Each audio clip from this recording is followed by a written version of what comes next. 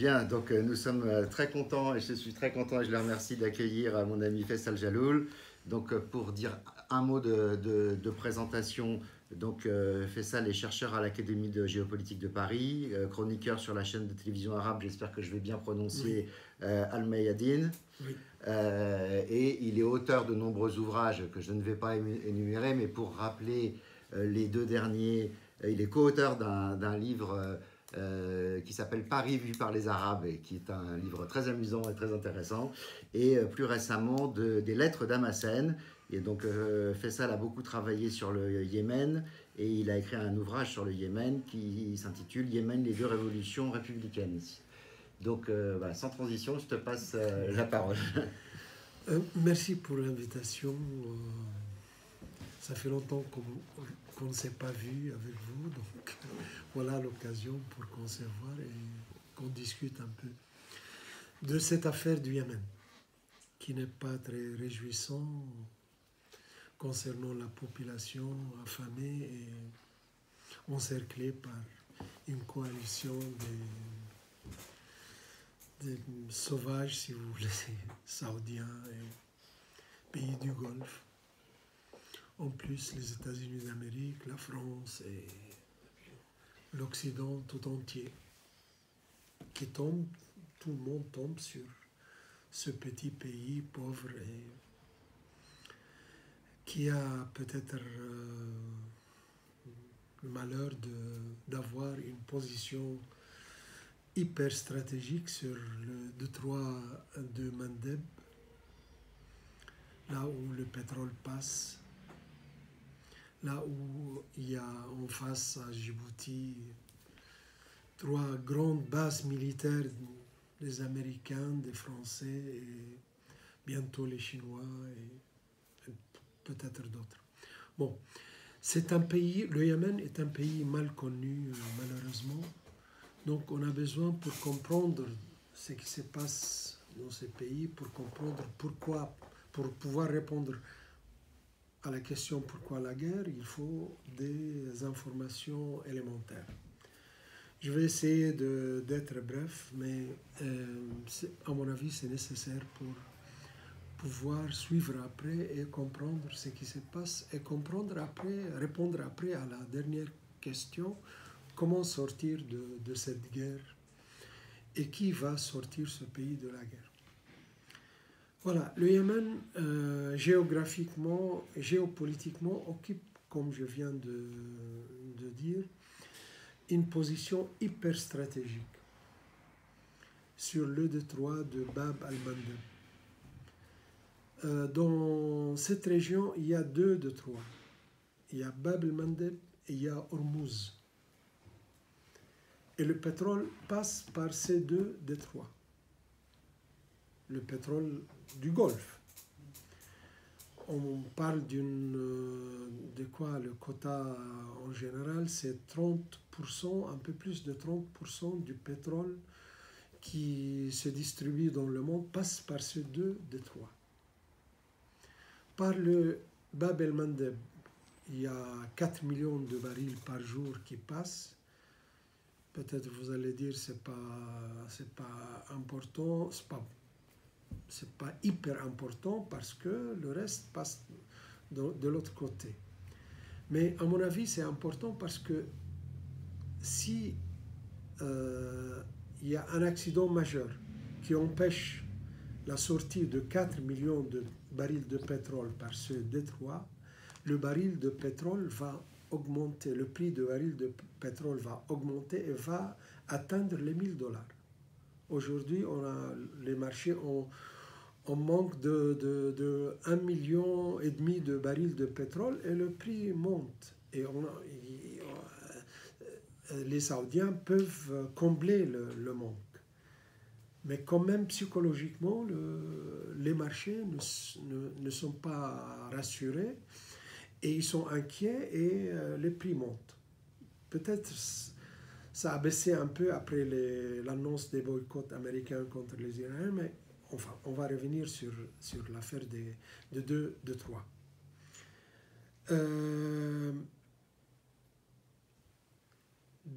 Ce pays a aussi 2000 km de côte sur la mer des Arabes. Il s'appelle la mer des Arabes, qui est le prolongement de l'océan Pacifique. Donc, il y a de l'autre côté la mer Rouge. Le détroit de Bab el-Mandeb joue un rôle hyper important pour le canal de Suez. Si on ferme, si un pays où les Yéménites ferment ce détroit-là, le canal de Suez sera bloqué. Donc il y a 14% du commerce mondial qui sera entravé et qui à mon avis, va causer des problèmes pour le commerce international. Bonsoir tout le monde. Et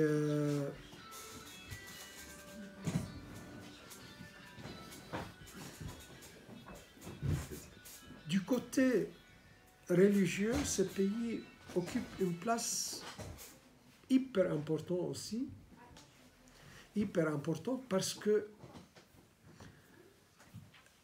le Kaaba, la Kaaba où les musulmans font leurs prières tous les jours, dans le Kaaba, il y a 4 coins. Un coin des 4 s'appelle le coin yéménite. Et ce n'est pas beaucoup de pays, il n'y a pas beaucoup de pays qui ont cette place-là sur la Kaaba. Le prophète disait aux croyants à l'époque, il faut toucher le coin yéménite. Celui qui touche le coin yéménite en faisant la prière, en faisant le hajj, le pèlerinage, il aura moins de péchés à comptabiliser dans le dernier jour. Et c'est le seul coin qui est, à mon avis, annoncé par le prophète et sacré par le prophète. Tout le monde, pour faire le pèlerinage, il faut suivre un chemin. C'est-à-dire, nous, si on veut faire le pèlerinage, on a un chemin déjà affecté. Ce chemin-là, c'est Jeddah, par exemple, en Arabie Saoudite. Les Yéménites ont leur chemin propre à eux pour arriver à la Kaaba et faire le prière. Donc, c'est une place pour les Yéménites qui n'est pas négligeable. C'est hyper important.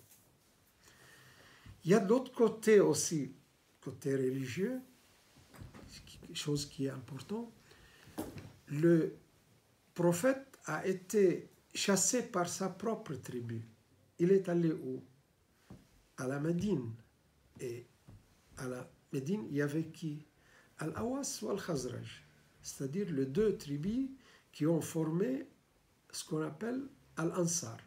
Al-Ansar, le musulman se divise en deux catégories.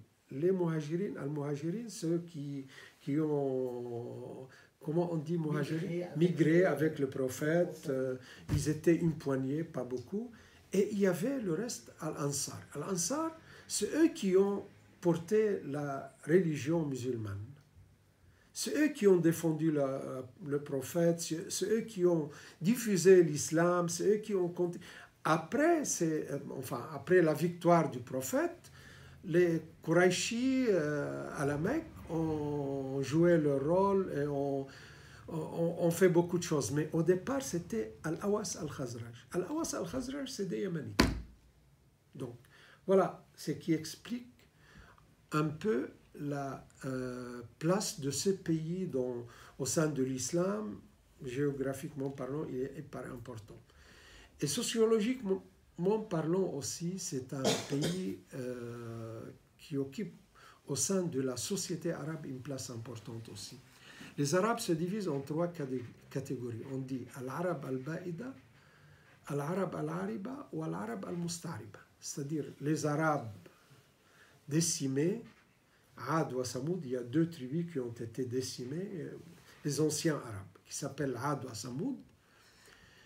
Cela n'existe plus. Et Al-Arab Al-Ariba, c'est-à-dire les Arabes qui étaient des Arabes, cela appartient à une tribu, une grande tribu qui s'appelle Qahtan. Qahtan, c'est le Yémen. Et troisième catégorie, c'est Al-Arab al-Musta'riba, c'est la famille du prophète et de Quraysh. Donc voilà, sociologiquement, aujourd'hui au Yémen, il y a les deux catégories des Arabes. Il y a Al-Arab al-Ariba, c'est-à-dire Qahtan. Tous les Yéménites descendent de Qahtan. Le pire arabe, les Arabes purs, si vous voulez. Je n'aime pas utiliser ces mots, mais enfin, les Arabes, les vrais. Enfin, je ne sais pas ici, il y a des vrais et des faux. Bon, donc, il y a les Arabes al-Ariba, Qahtan, et il y a les Hashimites, c'est-à-dire al-Musta'riba, la famille du prophète. Al-Ariba, c'est-à-dire Qahtan, 99%, et la famille du prophète, les Hashimites, c'est 1%. Et c'est le Hashimites qui ont gouverné tout le temps le Yémen. Jusqu'à aujourd'hui, Al-Hussi, il appartient à la famille du prophète, c'est un Hashimi. Voilà. Donc, ce pays occupe une place hyper importante du point de vue géostratégique et religieuse et socialement parlant au sein du monde arabe, c'est important, hyper important. Et c'est un pays qui n'a, surtout le nord du Yémen, là où les combats c'est dur. L'Occident n'a jamais mis le pied. Donc c'est peut-être le seul pays avec le Maroc, peut-être. C'est le seul pays qui n'a pas été colonisé. Je parle du nord du Yémen. Par l'Occident, donc ça explique aussi pourquoi les Yéménites ne font pas, ne quittent pas leur pays, ils préfèrent rester sur place, mourir sur place, se suicider, parce que je connais des familles qui ont préféré se suicider, de quitter leur pays et de prendre la mer pour s'en sortir. Voilà. Donc, ce pays aussi occupe une place importante du point de vue démographique. Il y a 25 millions de Yéménites, même 26. Et dans tout le golfe arabe, au Persique, si vous voulez, arabo-persique, comme vous voulez, il y a moins que ça. Et ces deux pays riches avaient peur que ce pays ait les moyens de s'en sortir de la pauvreté, parce qu'on a découvert le pétrole aussi au Yémen, et ils ont un peu de pétrole, un peu de gaz. Au total, travaille sur place. Elle a réussi à extraire une grande quantité de gaz, mais ils commencent à produire, donc les Yéménites n'ont pas eu le temps d'en profiter assez. Donc, les pays du Golfe ont peur que ce pays de 25 millions d'habitants et d'une démographie très jeune, moins de 30 ans, là, 70% des gens, ils ont peur que ce pays-là ait les moyens pour s'en sortir de la pauvreté et après jette un coup d'œil sur le Golfe et joue un rôle dans cette région. C'est le seul pays dans la presqu'île arabique qui n'est pas membre dans le Conseil de coopération des pays du Golfe. Les Yéménites ont essayé d'intégrer ce conseil-là, mais les pays riches n'ont pas accepté. Donc, on n'a pas accepté que le Yémen soit intégré au sein de la communauté des pays du Golfe. Et aujourd'hui, on punit ces pays parce qu'il a choisi une autre voie. Donc voilà les informations élémentaires pour situer ces pays et pour pouvoir après comprendre pourquoi la guerre et comment on peut sortir de cette guerre. Pourquoi la guerre? Il y a plusieurs raisons. Mais je vais rester sur, enfin je vais énoncer le 3 ou 4 seulement, les plus importants. Ce pays a été gouverné avant la révolution de deux Yéménites, de deux républiques, par un régime du Moyen-Âge. Le roi, qui n'était pas roi comme les autres rois, comme ici, ou comme nulle part ailleurs, c'était un roi... Un imam, oui. Un roi, mais un roi de... Même avant le Moyen-Âge. Il y avait 4 voitures dans tout le pays, et c'est lui qui donnait l'ordre pour le déplacement de voitures. Ça s'est passé dans les années 60. Donc vous pouvez imaginer, il n'y avait pas de télévision, radio, c'est lui qui a les clés. Et il se présente comme un être sacré. Il y a la montagne qui surplombe Sanaa. Il monte en haut de la montagne et il met du phosphore sur lui pour qu'il brille dans la nuit et pour montrer aux gens que lui, il a des relations avec le ciel. Donc, c'était ce genre de gouverneur qui gouverne Sanaa dans les années 60. Il a fait une erreur en 1958. Il a envoyé des étudiants pour étudier à Beyrouth, au Caire, et à Bagdad et à Damas. Et a envoyé aussi des officiers pour qu'ils soient formés en Égypte et à Bagdad, surtout à Bagdad. Ceux qui sont revenus, ils ont fait un coup d'État, les officiers, et le pays s'est débarrassé de ce monsieur-là. Et dans les années 60, ils ont commencé à faire leur premier pas dans la modernité et dans la vie de notre ère, quoi, de nos jours. Il y avait un retard énorme entre ce pays et les autres pays. Moi, maintenant je parle du nord du Yémen. Le sud du Yémen a été colonisé comme l'Algérie pendant 130 ans par les Britanniques.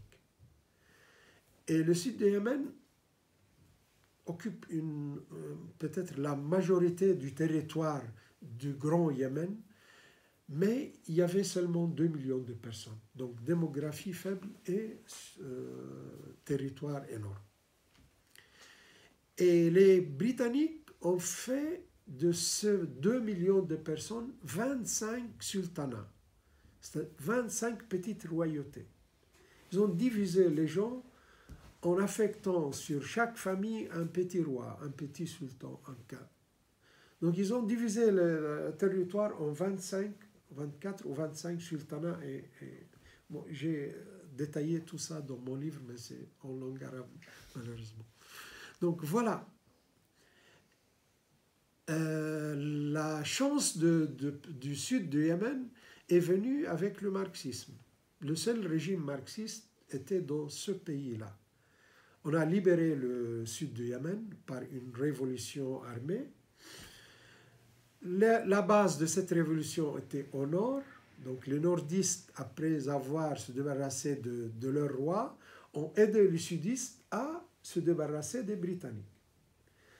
Et comme le parti socialiste yéménite était un parti stalinien, il faut dire le mot, mais ça a servi aussi le pays parce que ce pays stalinien n'a pas accepté la division de 24 sultanats. Il a cassé tout, il a reconstruit un État sans petite royauté et tout ça. Et il a fait un pas vers la grande unité du Yémen, un pas important. À la fin de la guerre froide, ce régime-là n'était pas vivable parce que c'est vrai qu'il y avait un parti socialiste, mais au sein de ce parti socialiste, il y avait des clans. Et si vous appartenez au courant stalinien, l'autre clan va adopter le maoïsme et l'autre va adopter je ne sais pas quoi. Et comme ça, les clans marxisto-maoïstes faisaient des combats à l'intérieur intestinal et sans fin. Et chaque fois, beaucoup de morts et beaucoup de massacres, et vous êtes traître, et vous êtes... et là, vous faites je ne sais pas quoi, et ce régime n'était pas vivable après la fin de la guerre froide. Et les dirigeants de ce régime ont opté pour l'unité du Yémen, du Grand Yémen, et on a fait l'unité du Yémen en 1990. Et c'était facile. Les sudistes ont fait l'unité en misant sur le fait que, puisque le Nord, un peu sous-développé, et l'État un peu faible, ils ont cru qu'ils vont détenir l'État et gouverner tout le Yémen. Alors, ils se sont trompés. C'était une vision marxiste qui n'était pas adaptée à la situation locale. Il y avait un président qui s'appelle Ali Abdallah Saleh, qui a commencé sa vie comme un berger et qui a fait des études sur lui-même et qui était un simple soldat. Il a gravé les échelons pour arriver à grade de commandant. Et commandant, après, il s'appelle colonel. Après, Aqid, colonel. Oui. Colonel après général, et il a hérité la présidence de la République. C'est un type, moi je connais, c'était vraiment pour moi un ami. J'ai travaillé avec eux avec lui et avec son gouvernement. J'étais chargé de faire une stratégie de communication pour le pays parce que il y avait besoin de ça, et j'ai travaillé pendant 8 ou 9 ans avec eux, et j'ai rencontré Ali Abdallah Saleh beaucoup de fois. Nous avons marché le 4 ensemble, et voilà. Donc je connais bien ce monsieur-là, et il était hyper intelligent, mais l'intelligence locale, si vous voulez, c'est comme Khomeini en Iran. Il n'y a pas c'est pas l'intelligence à l'occidental. C'est l'intelligence, c'est le génie local. Les gens qui savent bien comment gérer des situations par des moyens qui sont sur place, qui n'ont pas besoin d'aide de l'extérieur. Et pour gouverner, ils gouvernent par des décrets, enfin, il dirige le gouvernement de son salon. Bon, il faisait ça et ça a marché. Et il a quand même réussi à fédérer son pays. Les Arabes ont crié pendant des dizaines d'années pour l'unité arabe, et les partis des unités arabes ont contribué à la division des mondes arabes au lieu d'unir le monde arabe. Alors lui, à lui seul, il a réussi à unir 2 pays et à gouverner ces 2 pays-là pendant 33 ans. Ça a bien marché. Il a fait les infrastructures de ce pays. Il a fait aussi... Ce pays était un peu barré. Comment on dit barré? Comment? Sauvage. Sauvage, pas sauvage. Je parle de la loi internationale. Il était hors loi internationale. Parce que ses frontières n'étaient pas délimitées avec les pays voisins. Et total, une fois, les Français, ils voulaient investir dans ce pays. Il n'y avait pas des frontières limitées, ni avec les Saoudiens, ni avec les Omanais, ni avec les Somaliens, ni avec les Érythréens. Donc, c'était difficile d'investir dans ce pays qui est presque hors la loi internationale. Donc, lui, il a tout fait. Il a tracé les frontières avec les pays voisins. Les Érythréens, ils voulaient amener Ali Abdallah Saleh à la guerre en occupant des îles qui s'appellent les îles de Hunaysh. Il n'a pas fait la guerre, il a eu recours à un tribunal international et a réglé le problème. Loyalement, il a gagné les territoires occupés par les Érythréens. Donc il a fait des choses et il a fait marcher le pays plus ou moins bien. Il y avait beaucoup de retard, il ne pouvait pas faire des miracles, mais il a été brusqué par le printemps arabe et les slogans de ce printemps arabe qui étaient des slogans plus ou moins occidentaux. Il y avait la démocratie au Yémen, c'était le seul pays qu'on pouvait élire des députés. Même le président de la République a été... le mandat du président de la République était limité à deux mandats. Il a fait 3e mandat, mais à la fin, il voulait quitter le pouvoir et donner peut-être à son fils, je ne sais pas, mais on donne même aujourd'hui, M. Sepsi, en Tunisie, donne à son fils, essaye de donner le pouvoir à son fils. Donc, oui, son neveu ou son fils. Son fils.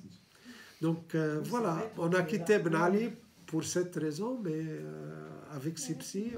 Mais au Yémen, c'était la même chose. Je ne sais pas comment faire pour faire la démocratie à la française. C'est impossible à mon avis. Parce que pour faire la démocratie à la française, il faut avoir le même processus et presque le même chemin. Il faut détruire la société arabe, créer des individus qui n'ont pas de relations tribales, des relations sociales entre eux,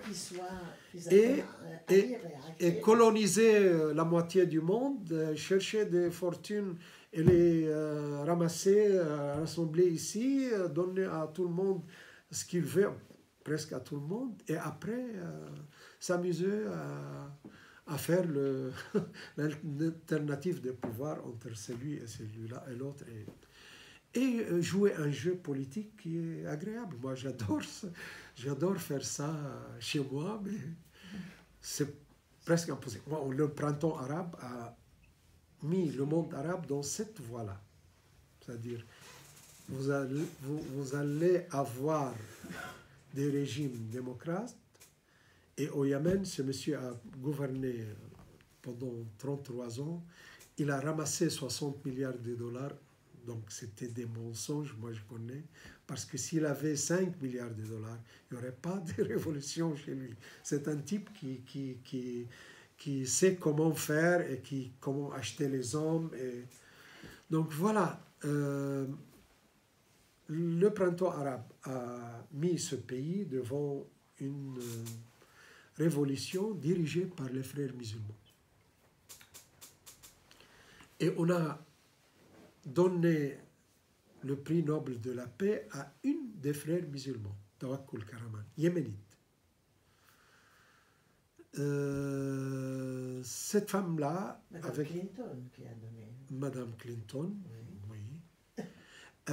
Donc, cette femme-là a joué un rôle important. Elle a crié dans les rues, on a besoin d'un pays démocratique, c'est pas assez démocratique ce pays, il faut construire un État sans corruption, mais pas un mot sur l'économie des pays, comment gérer ça, avec qui. Et on a fait entrer ce pays dans un processus de destruction de l'État fragile existant, et on a affecté la France, la Grande-Bretagne, les États-Unis d'Amérique, comme des conseillers, les ambassadeurs de ces 3 États, comme conseillers pour reconstruire l'État yéménite.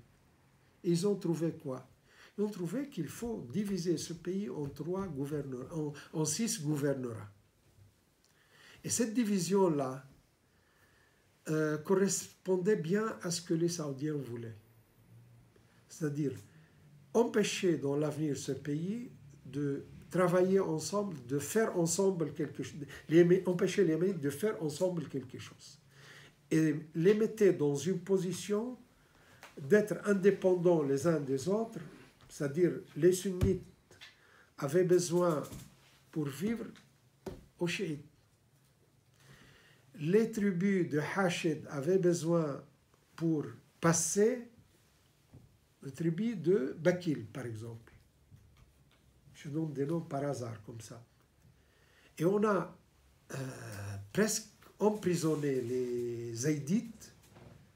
Les Zaïdites, c'est des chiites, mais c'est une secte. Enfin, c'est une secte, une filiale du chiisme. Ce n'est pas les duodécimains, c'est les 5 imams.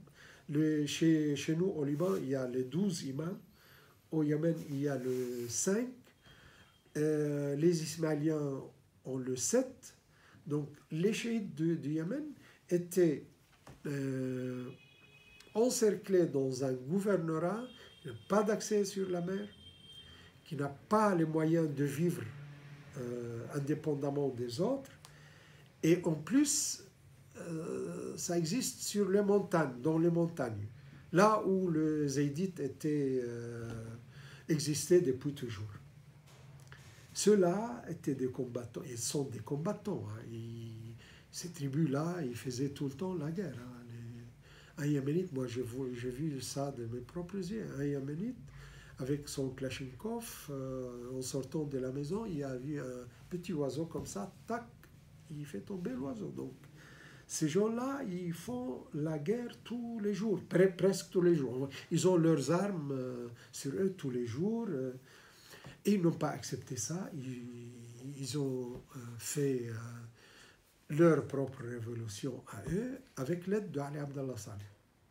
Mais entre-temps, ils ont assassiné Ali Abdallah Saleh parce que lui, il a trouvé qu'il mène le pays dans une situation, enfin dans une impasse, et il faut faire autre chose. Il a été assassiné et c'est terminé avec lui. Donc c'est les Houthis là qui défendent ce qui reste du Yémen face à la coalition saoudienne et à la participation de la France, parce que la France participe à cette guerre, elle donne des munitions.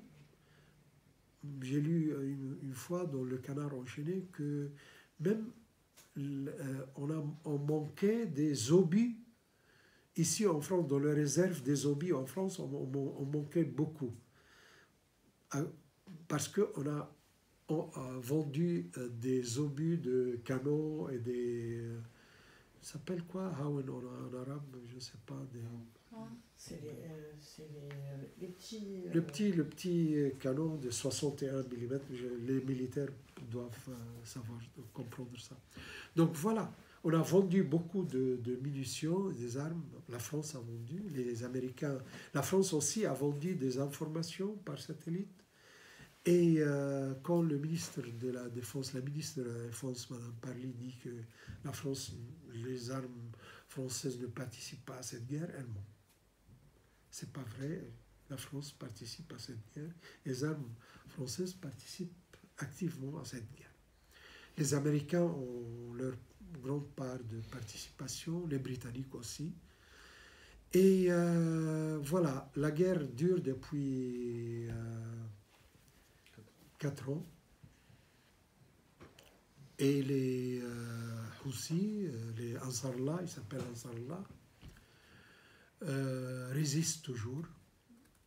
On a essayé d'occuper, enfin, la coalition arabe, saoudienne surtout, a essayé d'occuper la ville côtière de Al-Hudaïda, c'est-à-dire à côté de Bab el-Mandeb, de Détroit de Mandeb, mais qui est le plus grand port. Le plus grand port du pays, n'ont pas arrivé jusqu'à maintenant.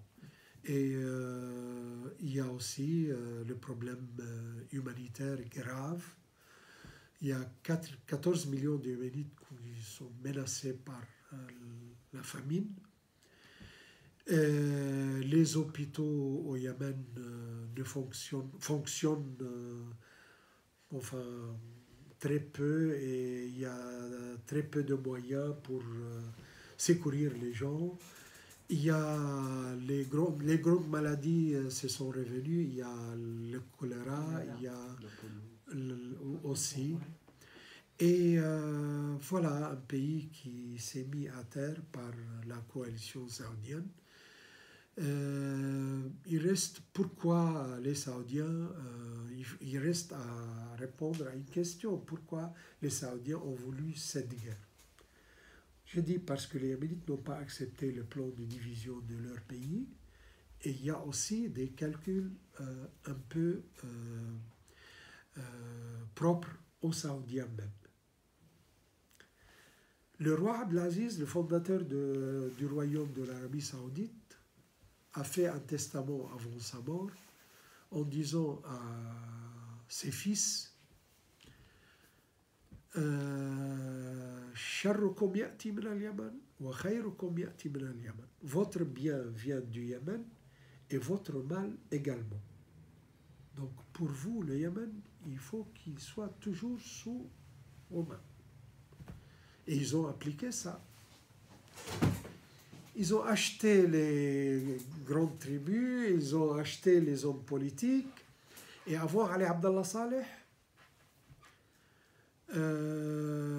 chaque fois qu'on voulait former un gouvernement, il fallait qu'on envoie la liste des ministres à l'Arabie Saoudite, en Arabie Saoudite, pour que l'Arabie Saoudite adopte cette liste-là.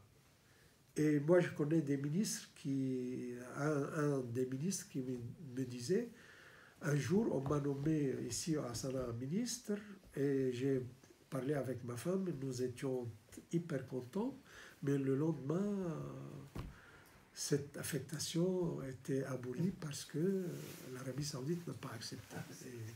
Donc voilà, c'était ça la situation. Et les Américains n'avaient pas des relations directes avec le Yémen, parce que l'Arabie Saoudite a imposé que les liaisons entre les Américains et les Yéménites passent par eux. C'était avant Ali Abdallah Saleh. Avec Ali Abdallah Saleh, il a dit aux Yéménites, pourquoi voulez-vous parler avec nous par le biais de Cap Vert, comme ça? Il a dit, elle a fait comme ça. C'est lui qui m'a raconté, en faisant comme ça. Allons direct, parlons direct. Et nous, il a dit ça aux Américains. Aux Américains. Alors, à l'époque, il y avait George Bush, fils. Il a dit oui, mais il y a 5 conditions. Et je sais quoi? Il a dit, il faut que vous traciez les frontières avec l'Arabie Saoudite. Et peut-être donner un peu d'avantage aux Saoudiens concernant le territoire occupé, enfin le territoire en discussion. Deuxièmement, il faut adopter les lois de marché libre, parce qu'il y avait au Yémen des matières premières soutenues par l'État pour que les pauvres puissent vivre normalement, quoi. Et troisièmement, il vous faut faire des relations avec Israël, parce que en 1973, pendant la guerre de Kippour, les Yéménites ont fermé le détroit de Bab-el-Mandeb face aux Israéliens. Ils ont interdit aux Israéliens de passer. Et c'était grave pour les Israéliens parce que le port d'Ilat sur la mer Rouge ne bougeait pas pendant la guerre parce que les Yéménites menaçaient de tirer sur les navires israéliens. Donc, voilà, et Bush a dit à Saleh, il faut que vous normalisez les relations avec Israël. Lui, il a dit non, ce côté-là, c'est grave. S'il y a la paix avec les Palestiniens, on marche. Mais en attendant, on ne peut pas faire cavalier seul, surtout que les Saoudiens ne sont pas sur le même schéma. Donc, il n'a pas accepté cette condition-là, mais les autres conditions ont été acceptées et les Américains ont commencé à discuter avec Ali Abdallah Saleh et travailler directement avec le Yémen. Et c'était pour Ali Abdallah Saleh quelque chose qui est important. Et pour le Yémen aussi. Mais après, ça a terminé, on a parlé de ce printemps arabe. Pourquoi les Saoudiens voulaient mettre leurs mains toujours sur le Yémen? Pour plusieurs raisons. J'ai parlé de l'avenir de ce pays démographiquement, stratégiquement, il est hyper important. Et il contrôle, l'Arabie Saoudite occupe une place importante sur la mer Rouge. Le côté sud de la mer Rouge, c'est presque saoudien. Hein. Il y a une grande distance occupée par les Saoudiens, la côte saoudienne sur la mer Rouge est peut-être le plus important. Donc, mais ça n'a pas beaucoup d'importance si on n'a pas la possibilité de passer par Bab el-Mandeb. Donc pour eux, il est important d'avoir au Yémen un gouvernement très faible et un avenir sous les mains des Saoudiens. Il y a aussi une autre raison, mais qui n'a pas été mis au devant de la scène. Les Saoudiens voulaient acheter un terrain. Si vous jetez un coup d'œil sur la carte du Yémen, vous trouvez que les frontières de l'Arabie Saoudite, c'est estimé à 900 km. Il y a un côté, une portion de la frontière côtoie un gouvernorat yéménite du sud qui s'appelle Hadramaut. Et Hadramaut fait la distance entre les frontières saoudiennes et la mer Arabe. Les Saoudiens voulaient acheter un terrain propre à eux, sous leur souveraineté, pour faire passer leur pétrole directement de l'Arabie Saoudite à la mer Arabe. Comme ça, il évite de passer par le détroit d'Ormuz et en même temps par le Bab el-Mandeb. Et comment arriver à ça? Parce que s'il arrive à faire ça, il y a 10 millions de barils de pétrole tous les jours exportés par l'Arabie Saoudite passent sans le contrôle des Iraniens au détroit de Bab el-Mandeb, de Hormuz, et 4 millions de barils qui passent par le Bab el-Mandeb. Donc, l'importance stratégique de détroit d'Hormuz se diminue parce que c'est important, le pétrole est hyper important et donne une grande importance au détroit d'Hormuz et aussi à Bab el-Mandeb. Si vous arrivez à éviter le passage du pétrole dans ces deux détroits et faire passer le pétrole directement par la mer Arabe, alors là, vous allez faire un changement hyper stratégique dans la région et changer même le rapport de force régional et diminuer l'importance des Iraniens aussi. Ali Abdallah Saleh a refusé de vendre aux Saoudiens cette voie-là. Et il a dit aux Saoudiens, vous pouvez passer par là. Et je prends des royalties, je prends des taxes, et vous pouvez passer. Mais pour eux, faire passer leur pétrole sous la souveraineté de Ali Abdallah Saleh vont faire de Ali Abdallah Saleh un chef énorme et un chef incontrôlable. Donc, ils n'ont pas accepté. Cette guerre du Yémen-là, derrière cette guerre du Yémen-là, il y a cet enjeu-là, et qui est, à mon avis, un enjeu très, très important.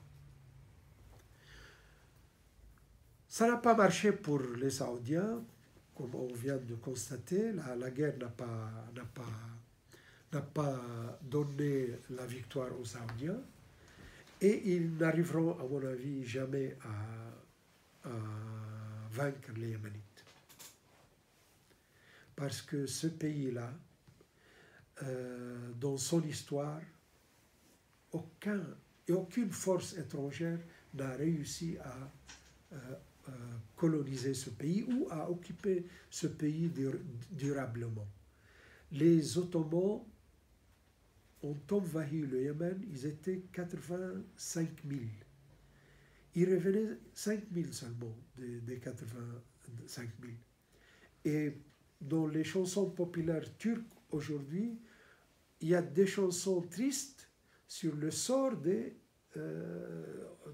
Turcs qui ont été tués au Yémen et qui ont été décimés par les Yéménites. Donc, dans l'histoire de ces pays, c'est difficile de vaincre les Yéménites. Ils sont en train de combattre, de résister pieds nus là, avec leur Kalachnikov. Et le nord du Yémen, c'est un marché d'armes et de munitions. Avant la guerre, c'était ça. Ils n'ont pas besoin d'acheter des armes de l'extérieur. C'est vrai que les Iraniens, peut-être, arrivent à leur donner des fusées et des avions, comment dirait, des drones et tout ça. Mais les armes ordinaires, quoi, les Kalachnikov, les munitions, les RPG, et tout ça. Et les Yéménites, par exemple, ce qui me fait rigoler tout le temps, moi, leur pays et la terre là-bas, elle est terre sahraoui, c'est-à-dire désertique, de couleur beige. Leurs habits sont beige. Donc, un Yéménite, il adore la couleur beige. Et dans la nature... on ne le voit pas. Oui, c'est vrai. Ils ont leur poignard là. Et leur poignard, c'est-à-dire, ils utilisent leur poignard comme moyen de survie, quoi. Un Yéménite qui est dans le désert, attaqué par un serpent, il a dans le poignard, la poignée de son poignard, là, Jambia, quelque chose qui peut frotter pour anti-poison. Donc, et il vit à la vie primitive. Je ne peux pas dire primitive, à leur façon, c'est dans leur pays. Ça. Voilà, donc ce pays, c'est difficile à vaincre. Et les Saoudiens croyaient qu'ils vont occuper ce pays pendant 2 semaines, 3 semaines. Et voilà, on a 4 ans avec tous les satellites américains, les avions dernier cri, je ne sais pas, on peut dire dernier cri. Mais la technologie moderne, les ordinateurs qui peuvent détecter, on nous dit qu'ils peuvent détecter, je ne sais pas, un petit chat dans une rue. Donc, on utilise toute la modernité pour vaincre ces gens-là et on n'arrive pas. Donc, à mon avis, on ne va pas arriver. Donc, la dernière question qui se pose et que je vais répondre rapidement, c'est comment sortir de cette guerre. Les Saoudiens insistent pour le plan de division de l'État yéménite en 6 gouvernorats.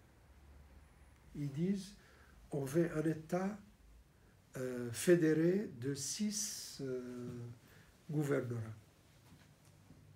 Ils insistent jusqu'à maintenant. Les Yéménites ont fait la guerre pour ne pas subir cette division-là. Donc ils refusent. L'émissaire, pas celui-là, le Britannique, l'émissaire de l'ONU pour la question yéménite, n'est pas celui-là, les Britanniques, il y avait un Mauritanien, un minable, et il y avait un Marocain. Le Marocain a pu arriver avec les deux camps à un compromis. On ne fait pas un État de 6 gouvernorats, un État fédéral de 6 gouvernorats, on fait un État de 2 iqlim, de 2 régions. Un État fédéré de 2 régions, les sudistes et les nordistes. Mais c'est difficile de définir le sud et le nord aujourd'hui. Le sud était sud politiquement et idéologiquement par rapport au nord qui était pro-occidental. C'était ça le sud et le nord du Yémen. Parce que le sud est peuplé par 2 millions de Yéménites sunnites, chafiites. Mais il y a une grande majorité de chafiites au nord aussi. Est-ce qu'on fédère les deux parties sur la base communautaire? Les Yéménites n'acceptent pas parce que il y a une cohabitation extraordinaire entre sunnites et chiites uniquement dans ces pays. Parce que les zaïdites ont réglé le problème de l'imama en disant nous sommes zaïdites, nous sommes chiites. Pour nous, l'imam al-Mahdi, c'est-à-dire l'imam qui va venir, c'est le plus important, mais en attendant l'arrivée de cet imam-là, il faut qu'on soit d'accord sur c'est lui qui va nous gouverner. Et c'est lui qui va nous gouverner. On peut le choisir parmi les gens qui sont capables. Ils ont mis 14 conditions pour un gouverneur, parmi lesquels qu'il soit de bonne santé, qu'il fait des sports. Donc voilà, pour les sunnites aussi, on règle le problème de chef par cette manière-là. C'est-à-dire on peut choisir le chef. Le Jama'a a choisi le chef. Le Jama'a, c'est comment on dit la communauté. Choisit le chef et par consultation. Donc voilà. La cohabitation entre ces deux communautés-là, il est exemplaire. Il n'y a pas un autre pays arabe où on peut voir les sunnites et les chiites cohabitent tranquillement. Et les sunnites font leurs prières en faisant comme ça leurs mains. Les zaïdites font comme ça, mais dans une mosquée, moi j'ai été plusieurs fois dans des mosquées chiites et des mosquées sunnites. Il y a des gens qui font comme ça, des gens qui font comme ça. Même les chiites font comme ça. Parce qu'ils disent que le prophète priait comme ça et comme ça en même temps. Donc il n'y a pas de raison pour qu'on se divise sur cette base-là. On fait une prière comme ça ou comme ça. C'est bête. Et ça marche. Donc, reconstruire les 2 États, les 2 régions au Yémen sur une base communautaire, ça ne marche pas. Parce que les gens n'acceptent pas. Et revenir en arrière, c'est impossible parce que revenir en arrière où? La période marxiste, personne n'a revendu. Le Sud était sud marxiste. L'idéologie marxiste n'existe plus dans ces pays. Enfin, le Parti socialiste est devenu un peu libéral, beaucoup même plus libéral qu'auparavant. Il est à la marge, là, il est très très petit. Et le Nord disait toujours qu'il n'y a pas de Sud et de Nord, et d'Est et d'Ouest. Il y a le Yémen. Donc, c'est difficile de faire la division sur une base communautaire et il n'y a pas la grande volonté de diviser parce qu'il n'y a pas de Kurdes au Yémen, il y a des Juifs. Les Juifs étaient 200 personnes, mais après le printemps arabe, il n'y en a plus. Pas des chrétiens, il y a uniquement des Arabes, quoi. et des Arabes qui mangent le même plat, qui parlent le même dialecte, qui adorent la même poésie, qui se marient entre eux. Et diviser, c'est très difficile, mais dans le monde arabe, il y a cette division, ça existe. Dans le pays du Golfe, il y a des gens, les Qataris sont des Wahhabites, mais ils ont un État à part. Et les Saoudiens sont wahhabites, ils n'ont pas accepté, mais le Qatar existe. Donc, on peut faire la division, ça c'est difficile, mais puisque les Yéménites sont mis d'accord par le biais de ces messieurs marocains, était un émissaire il s'appelle Jamal Ben Omar. Pour régler ce problème, donc, le règlement du problème yéménite, la sortie de la guerre, peut passer par cette solution-là, mais pas sur la base communautaire et pas sur la défaite des Yéménites. Dernièrement, les Américains, les Français et les Britanniques ont fait une déclaration commune, presque commune, au même jour, en disant « Vous avez un mois », ils s'adressaient à tout le monde, « Vous avez un mois pour régler le problème du Yémen. À la fin de ces mois, il faut négocier pour sortir de cette guerre. » Cette fois-ci, j'ai l'impression que cette guerre-là n'est plus défendable par les Occidentaux. Parce que le seul... enfin, il n'y a pas que l'Occident qui peut arrêter cette guerre. Si on laisse les Saoudiens, pour les Saoudiens, c'est bien de décimer les Yéménites. Ils meurent de faim, c'est pas grave. Ils doivent se mettre à genoux. On fait la guerre par les armes aux Yéménites, on fait la guerre par la famine, on fait la guerre par tous les moyens.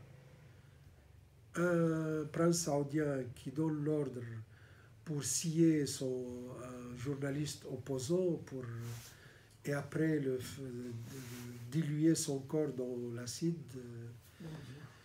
Donc il est capable de décimer un peuple sans que ses yeux soient fermés là. Il n'a pas... Son âme est tranquille. C'est le Dieu qui lui donne l'ordre de faire ça. Donc, on est en face d'une famille saoudienne qui a de l'argent et qui arrive malheureusement à faire taire tout le monde par l'argent. Il faut avouer ça. Et le père fondateur de l'Arabie saoudite, Abdelaziz, il faisait la guerre au Yémen, mais il y avait entre-temps 3000 Yéménites qui étaient en train d'aller sur le chemin de pèlerinage. Il a décimé les 3000 Yéménites et pour lui, il méritait ça. Et voilà. Si les Saoudiens, si on laisse la guerre du Yémen aux Saoudiens, ils ne vont pas arrêter. Sauf si les Yéménites arrivent à lancer beaucoup plus de fusées sur les villes saoudiennes. À ce moment-là, peut-être ils vont, parce qu'ils ne sont pas imbéciles, ils savent aussi défendre leur existence. Si les Yéménites arrivent à lancer beaucoup plus de fusées, alors là, c'est sur les villes saoudiennes et émiratis aussi, peut-être ils vont arrêter la guerre, ils vont reculer. Mais sans ça, il n'y a que l'Occident qui peut faire taire cette guerre et faire sortir les Yéménites de cette guerre. Et aujourd'hui, le Congrès américain ne peut pas supporter la mort des millions de personnes au Yémen en soutenant cette guerre, parce que ce n'est pas les Saoudiens qui font la guerre, hein. C'est les Américains qui dirigent tout, qui donnent des ordres et qui font les liaisons entre les armées qui font la guerre. Et donc, le Congrès américain ne peut pas supporter la mort des Yéménites par centaines de milliers. Hein. Et c'est pas loin, on On n'est pas très très loin de cette famine généralisée au Yémen. Donc voilà, ce qui explique pourquoi M. Trump a décrété qu'il faut que cette guerre soit arrêtée à la fin du mois. Est-ce que la paix sera suivie? C'est la question qu'il faut poser d'ici là et essayer de répondre après. J'étais un peu long, mais excusez-moi. Merci, Faisal. Merci.